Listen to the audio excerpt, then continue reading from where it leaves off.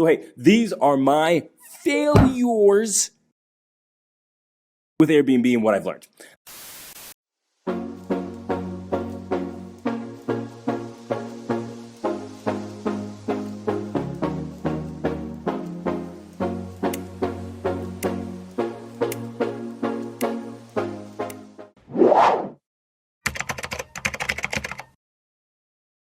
It's the fun. I get to get my angles.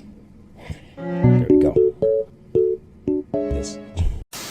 So these are the three things what did I wish I've done better when I started my Airbnb journey. If you're new to this channel, my name is Michael Porche. I have nothing to sell you. No, I'm just kidding. I'm not Alex Ramosi.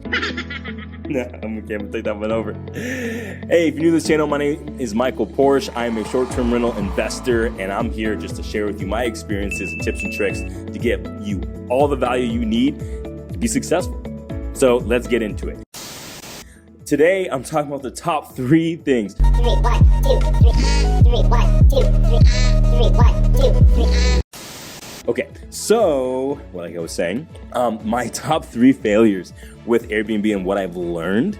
I just took a second, wanted to think back. All right, man, Michael, what were things you wish you have done differently, right? And I'd say the first thing that I popped in my head was not analyzing data and actually putting it on paperwork and having a system that will then therefore follow it. So what do I mean by that? So I bought this property in Florida. It was my first property that I bought out of state. It was really exciting, but it didn't really go too well. So there's a lot of things that just messed up in the beginning. One, when I first bought it, the data was okay in terms of what it was able to make, and the price point was okay too. I think I bought it for around $215, and it was listed for $250, and we found it online. But in the process of doing it, when we actually had someone walk through and see what it was, because it was sight unseen.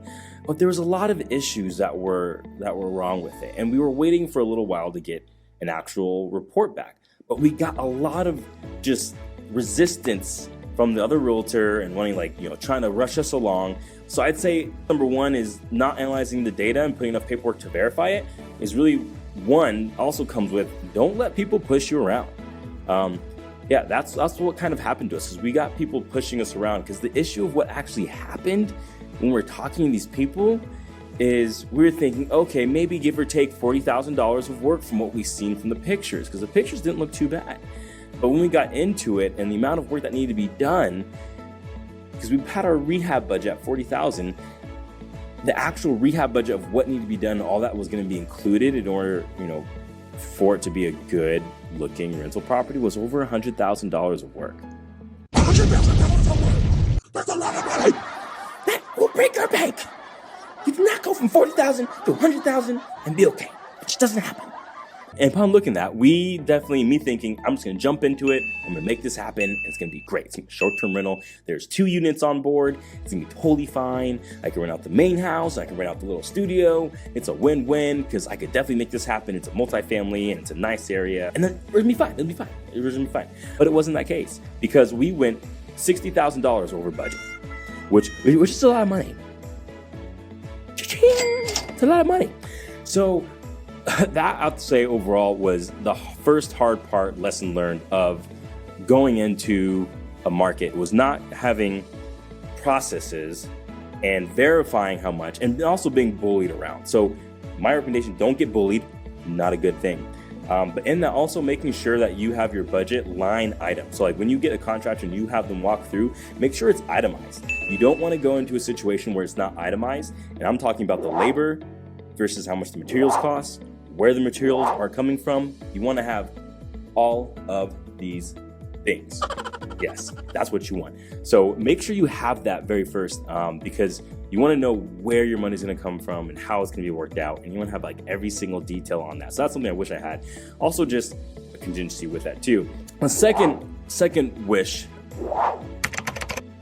my failures that I've learned a lot is, man, who, not how.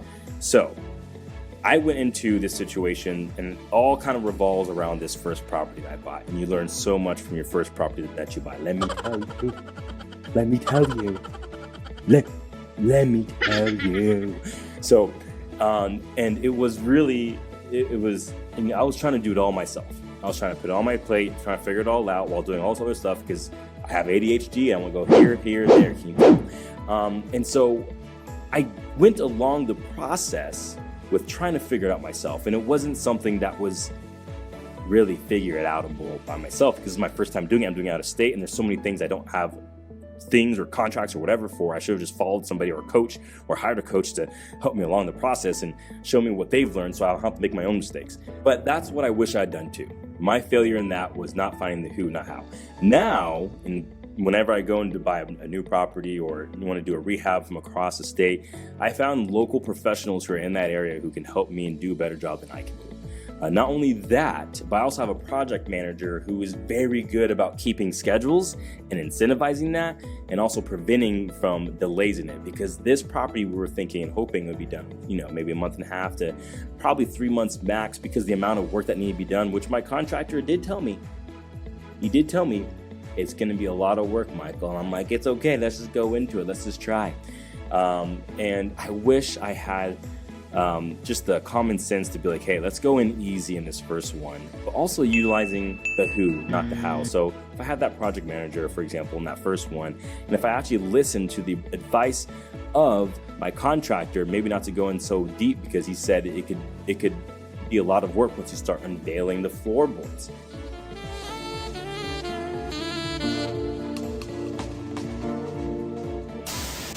That would have been so much easier. And so in that one, if I had a project manager now who would keep it on track, but as well would have known how much it costs and would have had that itemized list. He would have done all that for me, and I wouldn't even have to know any of that. And I'd only have to pay him a percentage, which would have been well worth it, because if it's a good deal, he would say yes. If it's a bad deal, then he would say no.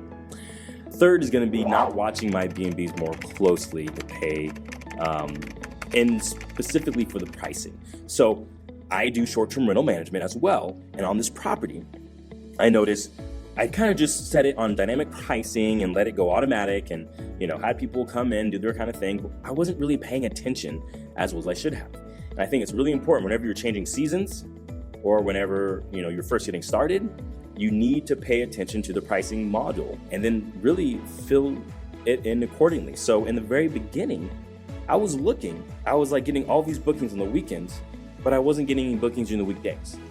And so if I had adjusted my prices and not just trusted another program, but adjusted my prices with that program, because each market is a little different. And so if I would have focused on that a little more and then adjusted my prices on the weekdays, I wouldn't have lost out on so much money in the first 3 months.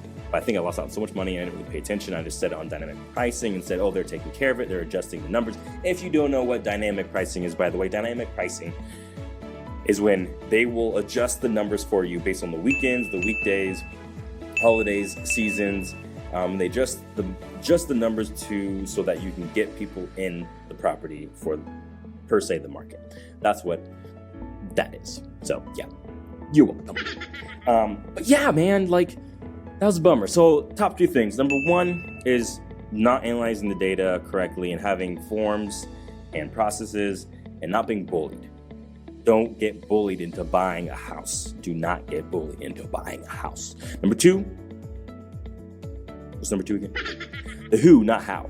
I wish I would have done the who and not the how. Number 3 is going to be not watching my B&Bs more closely and following that pricing strategy. So what's the outro? Hey man, so if you've learned anything from my mistakes, I just said, man, I just assumed you're man. I'm so sorry. I just say, hey man, a lot. Really, I meant to say hello, person. Individual, person of color, not color, of strange things. Well, everyone's kind of colorful, I guess, in the main thing. What am I saying right now?